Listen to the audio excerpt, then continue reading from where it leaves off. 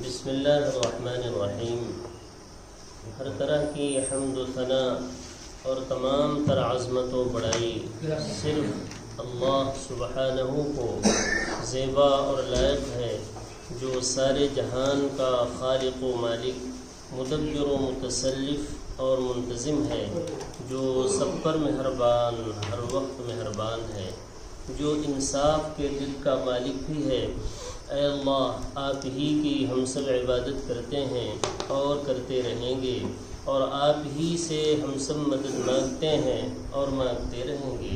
اے اللہ، ہم سب کو اپنی رضا والی جگہ جنت کا سیدھا اور سچا راستہ دکھا کر اس پر چلا دیجئے، یعنی نبیین، صدیقین، شہداء اور صالحین کے راستے پر، جن پر آپ نے اپنا فضل و انعام فرمایا، جو نہ تو یہود کی طرح عملی کوتاہی کی وجہ سے آپ کے غضب اور غصے کی زد میں آئے، اور نہ ہی نصارہ کی طرح علم کی کمی کی بنا پر راستے سے بھٹکے۔ آمین۔ اے اللہ، ہماری اس دعا کو قبول فرما لیجیے۔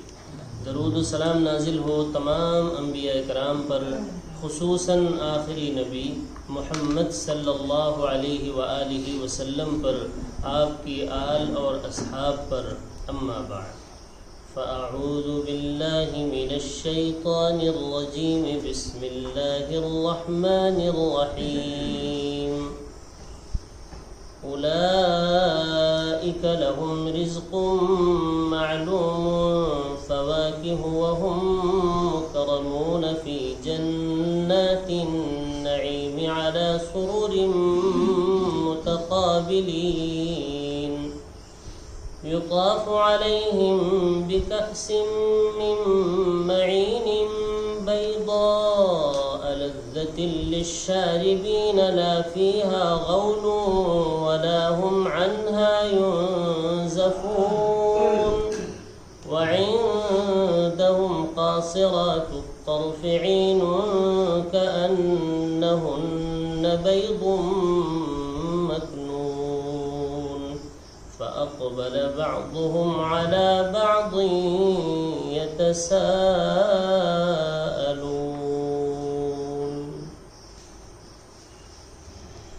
یہ سورہ صافات، سورہ نمبر 37 کی آیت نمبر 41 سے لے کر 50 تک۔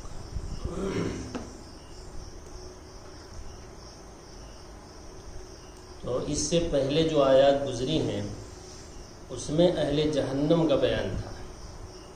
آخر میں یہ زندگی کا سفر جنت یا جہنم میں جا کر ختم ہو جاتا ہے۔ فریق فی الجنہ و فریق فی السعیر۔ ایک فریق آخر میں جنت میں چلا جائے گا اپنے بہترین دنیا میں کیے ہوئے عملوں کے اعتبار سے، اور ایک دوسرا فریق آخر میں جہنم میں چلا جائے گا اپنے کیے ہوئے دنیا میں برے عملوں کے اعتبار سے۔ یہ انسان کا آخری ٹھکانہ ہے۔ اس سے پہلے انسان جہاں بھی ہے وہ سفر میں ہے۔ اسی لیے دیکھیے، سفر میں مسافر کی منزلیں بدلتی رہتی ہیں۔ آج یہاں ہے تو کل وہاں ہے، سفر میں ہے نا۔ بچپنے میں ہے تو پھر جوانی میں آ گئے، پھر گزر کر کے بڑھاپے میں آ گئے، یہ سفر ہے، اسی لیے چل رہا ہے۔ پھر اس کے بعد ثم اماتہ فاقبرہ، مر گئے، مر کر کے کہاں چلے گئے؟ قبر میں۔ قبر میں بھی ہمیشہ نہیں رہنا ہے۔ اس کے بعد پھر اللہ تعالیٰ اٹھائیں گے، میدان محشر میں آ گئے، اور اس کے بعد پل صراط پر آ گئے۔ اس کے بعد سفر آخری جو ٹھکانہ ہے وہ جنت یا جہنم، اس کے آگے کوئی سفر نہیں، وہاں جا کے ہمارا سفر ختم ہو جائے گا۔ تو اہل جہنم کا بیان تھا، آج جو ہے جنت کی نعمتیں اور اہل جنت کا بیان ہے۔ فرمایا کہ وما تجزون، تو جو مکالمہ ہو رہا تھا، جہنم کا فیصلہ جہنمیوں کے لیے کیا جا چکا تھا، اللہ تعالیٰ نے فرمایا کہ وقفوہم انہم مسئولون، ذرا انہیں ٹھہراؤ، کچھ سوالات کر گئے ہیں، پیچھے گزر چکا ہے۔ پھر وہ سوال و جواب کا سلسلہ چلتا رہا، آخر میں پھر اللہ نے سوال و جواب کے بعد فیصلہ کن بات سنا دیا، انکم لذائق العذاب العلیم، 38 نمبر آیت میں فیصلہ کن، فیصلہ سنا دیا اللہ نے۔ آخر میں سوال و جواب ہو گیا، انکم لذائق العذاب العلیم، یقیناً تم لوگ لذائق العذاب العلیم، ضرور بالضرور کوئی شک اور شبہ اب نہیں ہے اس میں، عذاب علیم دردناک عذاب کا مزہ اب چکھتے رہو۔ یہ فیصلہ اللہ نے سنا دیا۔ اور اللہ تعالیٰ نے فرمایا کہ وما تجزون الا ما کنتم تعملون، یہ تمہیں جو بدلہ دیا گیا ہے جہنم کی صورت میں، یہ تمہارے اپنوں ہی عملوں کے اعتبار سے دیا گیا ہے۔ اللہ تعالیٰ نے کوئی ظلم کسی پر نہیں کیا تھا۔ اللہ کا یہ پروگرام اور پلان ہمیشہ نبیوں کے ذریعے سے اللہ تعالیٰ سناتا رہا ہے، کتابیں نازل کر کے۔ وما تجزون، تمہیں جو جزا دیا گیا، بدلہ دیا گیا جہنم کی صورت میں، الا ما کنتم تعملون، وہی بدلہ ہے جو تم خود ہی دنیا میں رہتے ہوئے عمل کیے تھے۔ الا عباد اللہ المخلصین، مگر یہ کہ جو اللہ کے مخلص بندے ہیں، مخصوص بندے ہیں۔ مخلص ایک ہوتا ہے مخلص، ایک ہوتا ہے مخلص، دونوں میں فرق ہے۔ مخلص خالص عمل کرنے والا، مخلص جس کو اللہ نے خاص کر لیا ہو، خود سے توفیق دے دی ہو خصوصی، تو مخلص یہ اعلیٰ درجے کی چیز ہے۔ اور مخلص ظاہر سی بات ہے اس کے بعد ہے مخلص، اخلاص کرنے والا، خود آپ کو کرنا ہے۔ مخلص اللہ تعالیٰ کا منتخب کرتا ہے، اللہ ہی نے منتخب کر لیا ہے، اور اللہ ہی منتخب کرتے ہیں تبھی مخلص ہوتا ہے۔ جب اللہ توفیق دیتے ہیں، خاص کرتے ہیں، مخصوص بنا لیتے ہیں، تبھی مخلص بھی ہوتا ہے اللہ کے توفیق کے بعد ہی۔ تو یہ مخلص ہے، مخلصین یہ پہلا درجہ ہے۔ اور پھر دوسرا درجہ کیا ہے؟ مخلص، یعنی اس کے بعد ہی انسان میں اخلاص آتا ہے۔ اخلاص بہت بڑی چیز ہے، ہر کام صرف اللہ کی رضا کے لیے کرنا، یہ بہت بڑی چیز ہے۔ اسی لیے مستقل ایک نمبر ہے کیا؟ اخلاص، مستقل ہے اخلاص، یہ بہت اہم چیز ہے، اس کے بغیر تو کوئی کام ہی نہیں۔ اگر انسان کے اندر اخلاص نہیں ہے، ریا ہے، تو وہ عمل بھی بیکار ہی ہے۔ الا عباد اللہ المخلصین، مگر یہ کہ اللہ تعالیٰ اپنے مخصوص بندوں کو اس عذاب سے جو اوپر بیان کیا گیا محفوظ رکھیں گے۔ پھر انہیں کیا ملے گا؟ اولئک لہم رزق معلوم، ان کے لیے ایسے رزق اللہ نے رکھے ہیں جو سب کو ہی معلوم ہو چکے ہیں۔ اگر اتنا دور تک ہم پہنچ چکے ہیں قرآن میں سنتے سنتے، تو یہ ہمیں پتہ چل چکا ہے کہ اللہ تعالیٰ نے جنتیوں کے لیے کیا کیا نعمتیں رکھی ہیں، اس لیے کہ ایک بار نہیں، نہ جانے کتنی بار بیان گزر چکا ہے، تو معلوم ہے ہمیں کیا کیا ہے۔ لیکن پھر بھی اللہ نے کہا سن لو تھوڑا سا، فواکہ، وہ کیا معلوم ہے؟ وہ یہ معلوم ہے فواکہ، ان کے لیے ہر طرح کے فواکہ، فواکہ کہتے ہیں فروٹ کو، میوہ، پھل، فروٹ، ان کو کہتے ہیں بھائی فواکہ، جس کو انسان کھانے کے بعد بطور تفقہ، بطور لذت استعمال کرتا ہے۔ کھانا کھا لیا، اب جو ہم لوگ کھاتے ہیں، سیب کھا لیا جی، سنترا لے لیا یا کوئی جوس پی لیا، تو یہ ہم لوگ کیوں کھاتے ہیں؟ پیٹ بھرنے کے لیے نہیں، اس کے لیے تو ہم نے کھانا کھایا، لذت کے لیے جی، مزید لذت کے لیے ہم فواکہ کا استعمال کرتے ہیں، میووں کا استعمال کرتے ہیں، پھل فروٹ کا استعمال کرتے ہیں، اسی کو عربی زبان میں بھائی فواکہ کہتے ہیں۔ یہاں اللہ تعالیٰ نے ایک اشارہ اور دے دیا فواکہ کہہ کر، کہ جو کچھ بھی وہاں کھایا جائے گا وہ زندگی بچانے کے لیے نہیں، وہ بھوک کو مٹانے کے لیے نہیں، بلکہ بطور لذت کھایا جائے گا۔ فواکہ کا مطلب یہی ہوتا ہے کہ ہم کھانے کے بعد بطور لذت، اور تھوڑا لذت حاصل ہو جائے کھانے کی، تو ہم پھل فروٹ لیتے ہیں کہ نہیں۔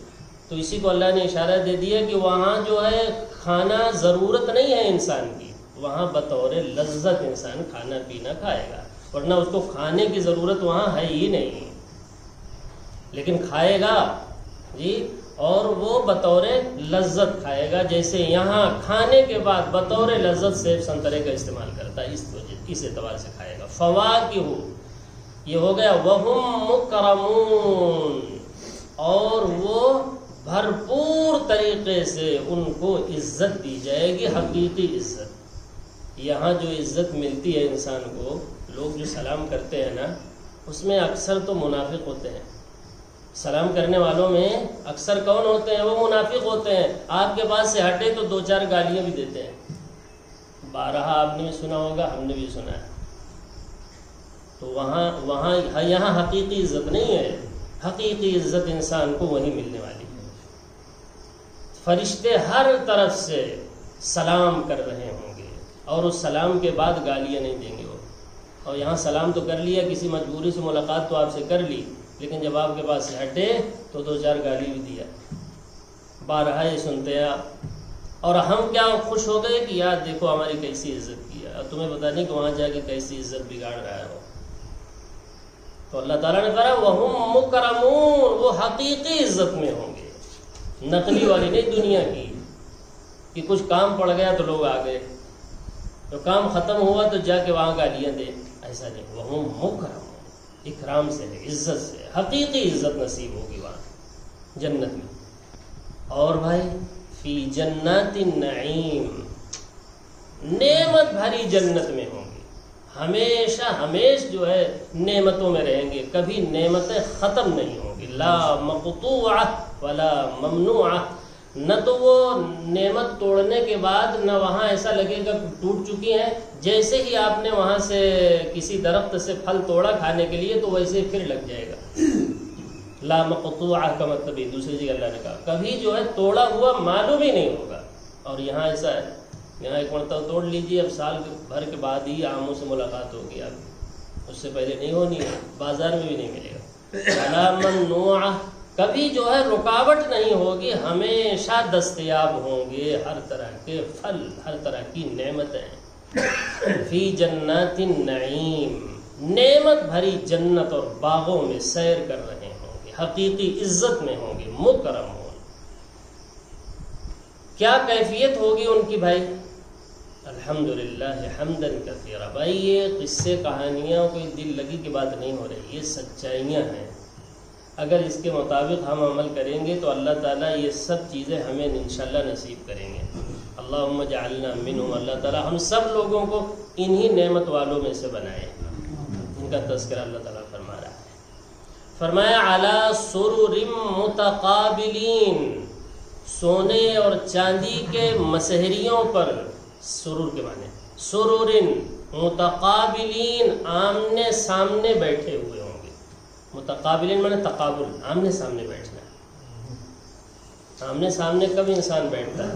جب ایک دوسرے سے دل صاف ہوتا ہے، ورنہ آمنے سامنے ہونے کے باوجود بھی نظر اگر دل میں کھوٹ ہے تو پھیر لیتا ہے.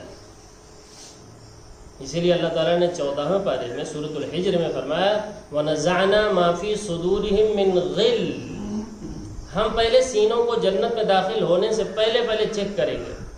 کہیں داخل ہونا ہوتا ہے، دیکھیے چیک کرنے والے کھڑے رہتے ہیں، تمہارے پاس ایسے کوئی سامان تو نہیں ہے، تو اللہ تعالیٰ سینے کو چیک کرائے گا. فرشتوں میں ذرا چیک کرو ان کے سینے میں کوئی کھوٹ، کینہ، کپٹ، حسد باقی تو نہیں رہ گیا ہے کچھ. اگر کسی کے طرف سے کوئی کینہ، حسد ہے تو پہلے اسے نکالا جائے گا. اگر کوئی ایسا سامان کسی نے رکھا ہے تو وہ کیا کرتے ہیں، اس کو سب نکلوائیں گے، اسے ایک ایک چیز نکالو. تو ایسے ہی جنت میں داخلے کے لیے شرط یہ ہے کہ دل کے اندر، سینے کے اندر کینہ نہ ہو، ورنہ جنت کا داخلہ نصیب نہیں ہوگا. اس سے پہلے اللہ تعالیٰ نے فرمایا ہم نکلوائیں گے فرشتوں کے ذریعے سے. اگر کوئی کسی کے بارے میں ذرا بھی میل ہے ایک دوسرے کی طرف سے جنتیوں میں، دنیا کی وجہ سے، دنیا میں کسی معاملے کی وجہ سے، تو ہم کیا کریں گے، پہلے اسے نکلوائیں گے. وَنَزَعْنَا مَا فِي صُدُورِهِم مِّن غِلٍّ، اور نکالنے کے بعد اخواناً، وہ واقعی میں بھائی بھائی ہو جائیں گے، اخواناً. اور پھر اس کے بعد علی سرر متقابلین، وہاں بھی یہی ہے علی سرر متقابلین، وہ آمنے سامنے بیٹھنا پسند کریں گے. اور یہاں کیا ہوتا ہے، جس کے سینے میں کینہ ہے تو پہلے ہی کہہ دیتے ہیں اگر ان کو بلاؤ گے دعوت میں تو ہم نہیں آئیں گے. ہم کیسے ہو سکتا ہے کہ ان کے چہرہ کا ان کا سامنا کریں، ہم اتنا سینہ میں کینہ بھرا ہوا ہوتا ہے کہ کیا کہتے ہیں کہ ہم اس دعوت میں نہیں آئیں گے آپ کی. کیوں؟ اس لیے کہ وہ فلاں آ رہے ہیں نا، اس لیے نہیں آئیں گے. بعض مرتبہ اس درجے کا کینہ انسان کے اندر ہوتا ہے. تو جنت میں ایسا نہیں. فرمایا علی سرر، سونے اور چاندی کے مسہریوں پر ہوں گے، متقابلین، اور آمنے سامنے بیٹھے ہوئے ہوں گے. یعنی ان کے سینوں میں کوئی کینہ اور کپٹ اور حسد کسی کی طرف سے ذرا بھی نہیں ہوگا. یہی وہ چیز ہے جو انسان کے سکون کو دنیا میں غارت کر دیتا ہے. جتنا جو اپنے سینے کو کینے سے بھرے ہوئے ہوگا اتنا ہی وہ بے سکونی میں ہوگا دنیا میں, اور جتنا اپنے سینے کو صاف رکھے گا اتنا دنیا میں بھی وہ امن اور چین سے رہتا ہے. یہ اللہ کا اصول ہے. پتہ چلا خود تو اے سی میں بیٹھے ہوئے ہیں جسم, لیکن اندر جو ہے حسد کی آگ بھڑک رہی کسی کے بارے میں, تو کہاں سے اے سی میں سکون ملے گا؟ چاہے جتنی بڑے اے سی میں آپ لگا لیں, اگر اندر کی کیفیت آپ کی اچھی نہیں ہے, ہماری اچھی نہیں ہے, تو کہیں بھی سکون ملنے والا نہیں. علی سرر متقابلین, اور کیا نعمت ہے, سبحان اللہ. یطاف علیہم بکأس من معین, ان کے سامنے ان کے ارد گرد, یطاف مانے طواف کرنا. دیکھیے اکثر وہ لفظ قرآن میں آئیں گے جو آپ کو معلوم ہے پہلے سے. طواف کرنا ہم جانتے ہیں جی. یطاف, طواف کر رہے ہوں گے ان کا. کون طواف کر رہے ہوں گے وہ دوسری جگہ تھوڑا سا بیان یہاں ہوتا ہے, کہیں اور بھی ہوتا ہے. اسی لیے قرآن کی تفسیر کرنے کے لیے ضروری ہوتا ہے کہ وہ آیتیں آپ کے دماغ میں سب مستحضر ہوں. ایک ٹکڑا یہاں ہے تو دوسرا ٹکڑا کہیں اور ہے, یعنی جس سے پوری بات سمجھ میں آئے گی. طواف کر رہے ہوں گے کون؟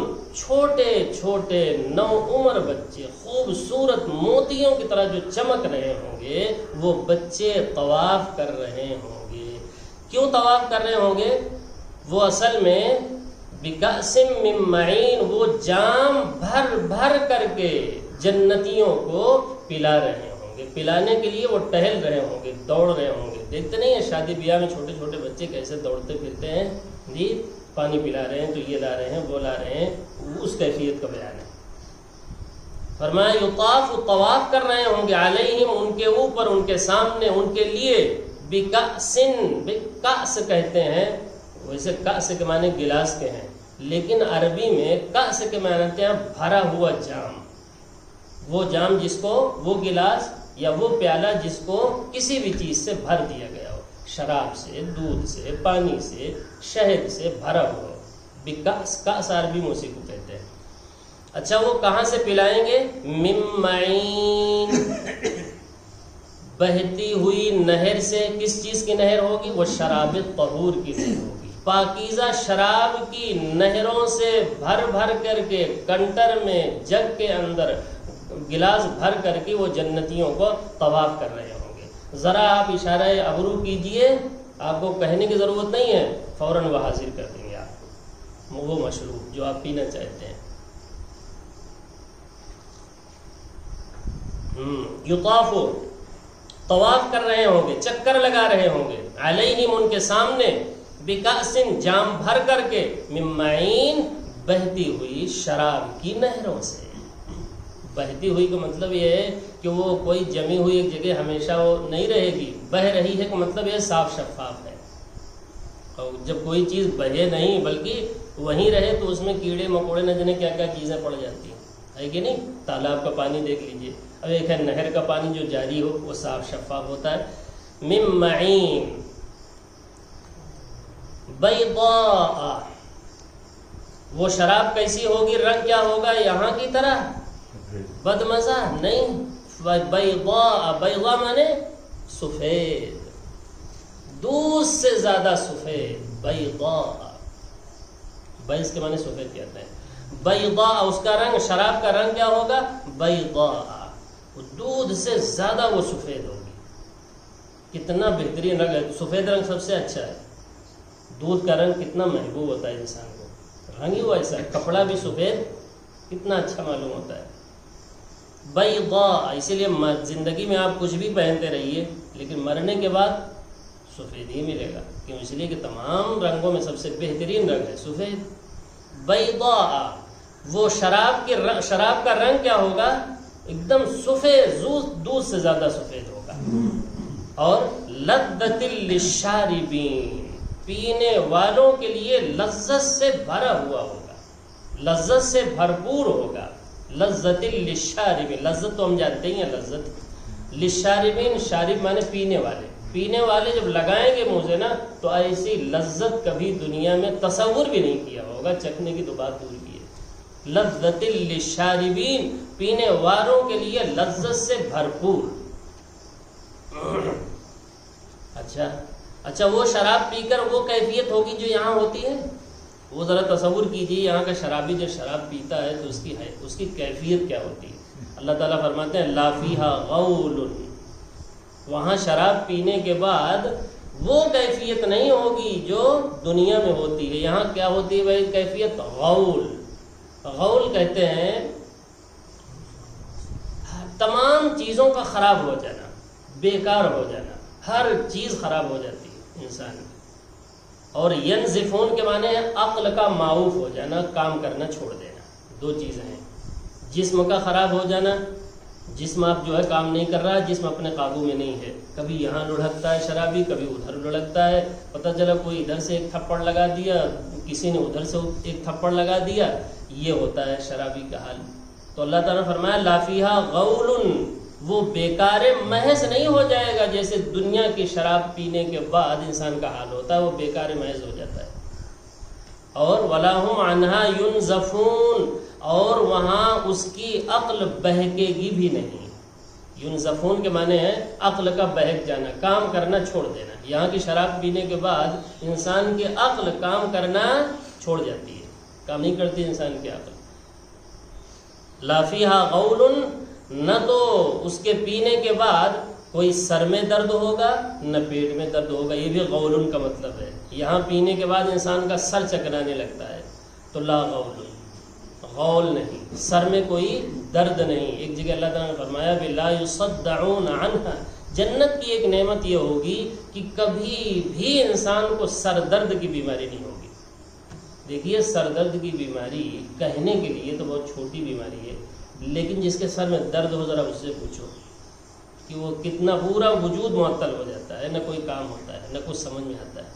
اس لیے کہ بھائی وہ جب اصل مین چیز ہی جو ہے کام کرنا چھوڑ دیے، تکلیف میں ہے، تو آپ کون سا عضو وہ ہے جو کام کرنے میں جی لگے گا اس کا؟ لا فیہا غول، نہ تو وہ بیکار محض ہوگا، یعنی نہ کوئی جسمانی اس میں تکلیف ہوگی، اور آسان ترجمہ کریں غول کا، نہ تو جسمانی کوئی تکلیف ہوگی، ولا ہم عنہا ینزفون، نہ ہی اس کے عقل میں کوئی فتور آئے گا وہاں کی شراب پینے کے بعد۔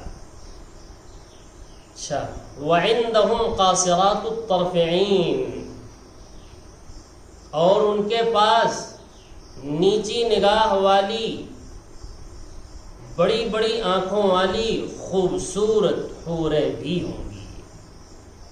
ان کے بغیر تو زندگی انسان کی ادھوری ہے، جنت بھی ادھوری ہے۔ آدم علیہ السلام کو جو اللہ نے پیدا کیا تو ان کی طبیعت وہاں نہیں لگ رہی تھی، بے چینی اور بے سکونی میں تھے، تو اللہ تعالیٰ نے کس کو پیدا کیا؟ حوا علیہ السلام کو جنت میں پیدا کیا۔ حوا کے معنی آتے ہیں زندہ، چونکہ زندہ انسان سے اللہ نے ان کو پیدا کیا، اور کامل اور مکمل عورت کے روپ میں اللہ نے پیدا کیا۔ وہ جو سسٹم ہے پیدا کرنے کا، آدم کو مٹی سے پیدا کیا اس طرح بھی نہیں پیدا کیا، اور اس کے بعد جو سسٹم ہے جی نطفہ علقہ مضغہ اس طرح بھی ان کو نہیں پیدا کیا، بلکہ ایک زندہ انسان سے کامل اور مکمل عورت کو اللہ نے فوراً پیدا کر دیا۔ تو فرمایا کہ ہم نے کیوں پیدا کیا حوا علیہ السلام کو آنن فانن اس طرح؟ لِتَسْكُنُوا إِلَيْهَا، تاکہ آدم ان سے سکون حاصل کرے۔ اور کہاں پر یہ بات ہو رہی؟ جنت میں، یعنی جنت میں بھی بغیر عورت کے سکون نہیں۔ اسی لیے اللہ تعالیٰ نے کیا فرمایا؟ وَعِندَهُمْ قَاصِرَاتُ الطَّرْفِ عِينٌ، اور ان جنتیوں کے پاس قاصرات الطرف، نیچی نگاہ والی، جو اپنے شوہروں کے علاوہ نگاہ اٹھا کر کے بھی کبھی کسی کو نہیں دیکھیں گے۔ کیوں؟ اس لیے کہ ان کے شوہر ہی ان کی نظروں میں اتنے حسین ہوں گے کہ کبھی کسی کا خیال بھی ان کے دل میں نہیں گزرے گا۔ ظاہر سی بات عورت وہی ہے جو مخصوص ہو، اور اگر ایسی عورت ہو اس سے بھی سکون انسان کو نہیں مل سکتا ہے۔ وعندہم، اور ان کے پاس یعنی جنتیوں کے پاس، قاصرات الطرف، طرف مانے نگاہ، قاصرات مانے جن کی نگاہ جو ہے ایک ہی جگہ لگی ہوئی ہو، کس کی؟ اپنے شوہروں کے ساتھ لگی ہوئی ہے، قاصرات، نیچی نگاہ والی، عین، کے معنی ہیں بڑی بڑی آنکھوں والی. یہ خوبصورتی کی علامت ہوتی ہے. بڑی بڑی آنکھوں والی خوبصورت حوریں بھی ان کے پاس موجود ہوں گی. عجیب مثال دی اللہ نے کیسے ہوں گی وہ. کأنہن بیض مکنون، وہ حوریں ایسی ہوں گی گویا کی شتر مرغ کے وہ چھپا کے رکھے گئے انڈے ہیں جو آج ہی اس جنتی کے لیے کھولے گئے ہیں، اس سے پہلے کبھی کسی نے اس کو دیکھا نہیں. اکثر مفسرین نے بیضن کیا ہے، بیض کے معنی ویسے انڈے کے آتے ہیں، کوئی بھی انڈا ہو، لیکن ترجمہ کیا ہے شتر مرغ کا انڈا. اب میں جب یہ شتر مرغ کا انڈا دیکھا تو سرچ کرنے لگا یوٹیوب پر، تو دیکھا کہ بھائی اس میں کیا خصوصیت ہے. پتہ چلا سب سے حسین اور سب سے قیمتی جو انڈا ہوتا ہے وہ شتر مرغ کا ہوتا ہے. 1500 روپے کا تو وہ انڈا ملتا ہے جو کھایا جاتا ہے، اس کا ایک انڈا 1500 روپے کا. اور جو بچے والے انڈے ہیں وہ 2500 روپے کے ملتے ہیں.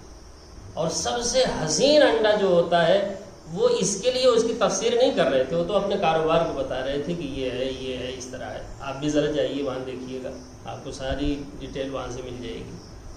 تو سارے لوگوں نے ترجمہ میں سوچا یہ کیوں کیا کہ شتر مرغ کا انڈا.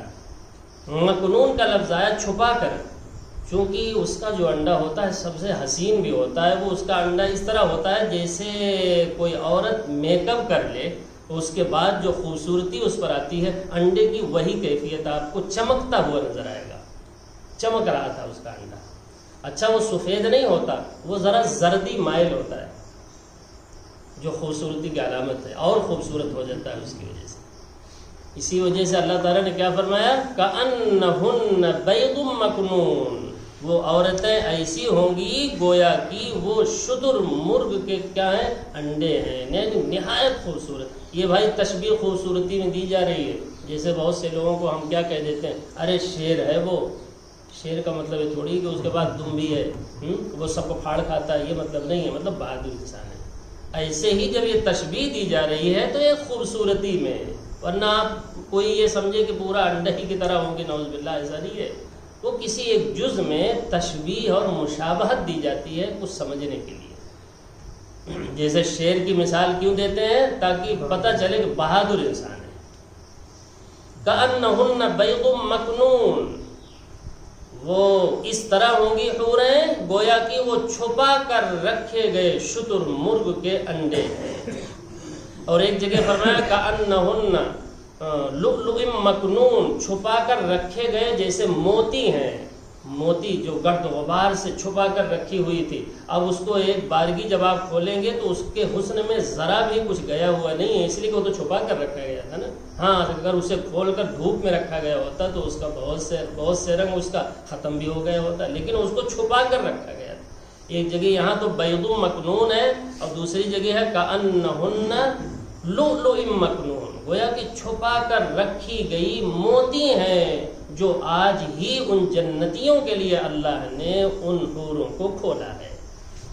اچھا آگے فرمایا فَأَقْبَلَ بَعْضُهُمْ عَلَى بَعْضٍ يَتَسَاءَلُونَ، جنتی آپس میں ایک دوسرے کے مقابل میں ہو کر کچھ سوال و جواب کریں گے. یتساءلون مانے آپس میں بیٹھ کر، متقابلین تو ہے نا، آپس میں بیٹھے ہوئے ہیں سامنے اور ایک دوسرے سے کچھ تبصرہ، کچھ تبادلہ خیال کریں گے. وہ تبادلہ خیال کیا ہے وہ انشاءاللہ کل آئے گا کہ جنتی آپس میں کیا چیز تبادلہ خیال کر رہے ہوں گے. دنیا کی جو باتیں گزری ہوئی ہیں، جو حالات گزرے ہوئے ہیں، ان پر وہ جنت میں بیٹھے ہوئے تبصرہ کریں گے. دنیا میں ہوئی کون سی باتیں ہیں جس پر تبصرہ کریں گے، وہ انشاءاللہ آگے آ رہا ہے. اللہ تعالیٰ سے دعا ہے کہ قرآنی باتوں کو پوری توجہ کے ساتھ، عظمت کے ساتھ، محبت کے ساتھ سننے کی، سمجھنے کی اور پھر اس پر اخلاص کے ساتھ عمل کرنے کی توفیق عطا فرمائے. جب تک زندہ رکھے صحیح ایمان صحیح اسلام پر زندہ رکھے، جب موت آئے تو صحیح ایمان صحیح اسلام پر موت آئے. سبحانک اللہم و بحمدک اشہد ان لا الہ الا انت استغفرک و اتوب